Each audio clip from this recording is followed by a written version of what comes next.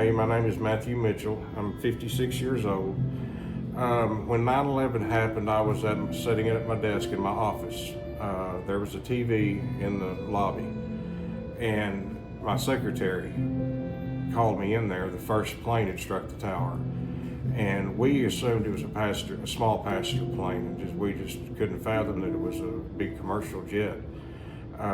When the second plane hit, we knew something serious was wrong. We closed the office for the day, went home, and was closed the following 2 days. Just trying to wrap our head about what had happened and what we needed to do to move forward.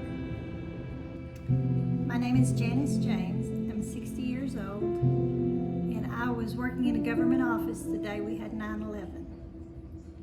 I kept remembering to myself, I kept thinking, this isn't real, it's a joke.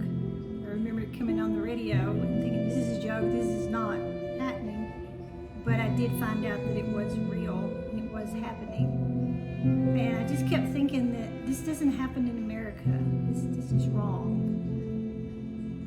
But it was happening, and it was happening to America. It was just like how precious life is and how things in America can turn instantly. And it just kind of felt like a bad story. But we all know how everything turned out. There was lives lost and precious lives lost that we'll never regain. But that just reminds us that there is evil, and evil hit America that day. Probably was at work right here. I think everyone was just shocked and amazed. You know, until that time, the United States homeland seemed so invulnerable. I think everybody was just astounded that as the day went on, it became perfectly obvious that it was an intentional thing and that there were really vicious motives behind it. And I think everybody was just amazed. I think it took away, in some ways, I think it took away our sense of the invulnerability of America. We realized we weren't invulnerable at all. In a bigger, more worldly view, I think it's made me really question some of the things that we've done as Americans that could have possibly have created that kind of animosity from the rest of the world.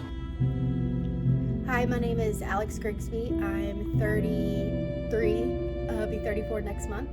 I went to school at Dardanelle High School, and I was in 6th grade.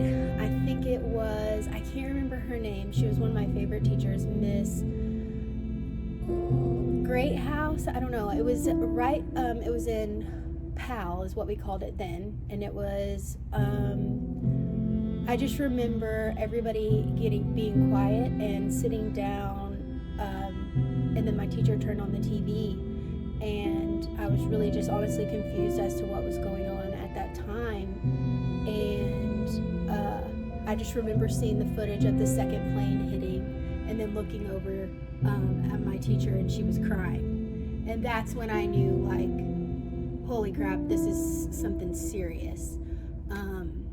And I just remember us staying over in that period for a good amount of time and just watching the TV. And I was young at that time, so it was still like I didn't understand the gravity of it and how big of a thing that it eventually came. And then I just remember, like, my mom, everywhere around me, I just felt like kind of like a death had happened or something, like trauma. And I think that's why I do kind of remember some of the specifics of like where I was and all that. So yeah. Hello, my name is Rocky Zimmerman, and I'm a Sergeant First Class in the Arkansas Army National Guard, and I'm going to tell you my experience with 9/11. I was a junior in high school, 16, I was getting ready to turn 17 later on, and when the first plane hit the towers, I just got through working out at the field house. We were walking over to the school, and there was a lot of commotion. Didn't really know what was going on, and we had a class period similar to like enrichment or RTI nowadays. And back then, they wheeled a TV into the classroom and plugged it in and turned on the news, and we saw the aftermath of the first plane. We didn't realize that at this time it was a terrorist attack.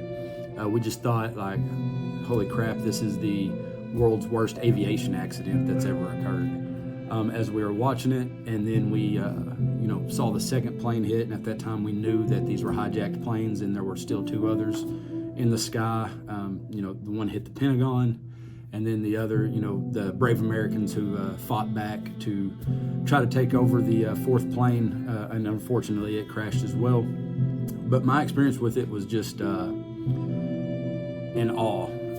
It was just a undescribable experience to live through that, not live through that, but live during that time and experience just the sheer aftermath.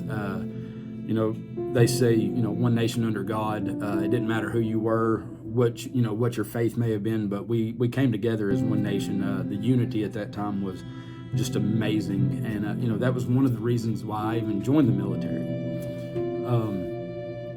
It's just I wanted to try to give something back after that had occurred.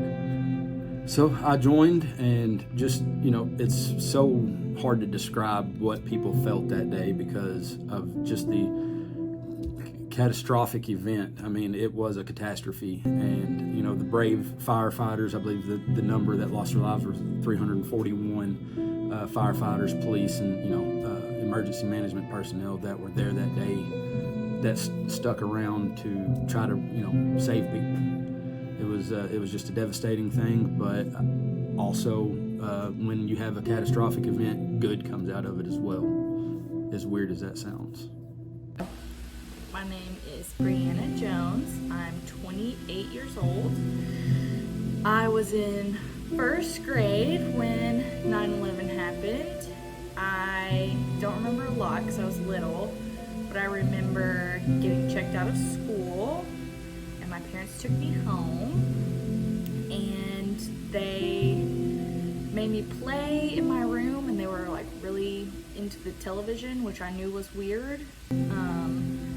And I could tell that something was wrong and that they were stressed out, but in my own little 5-year-old world, I felt safe.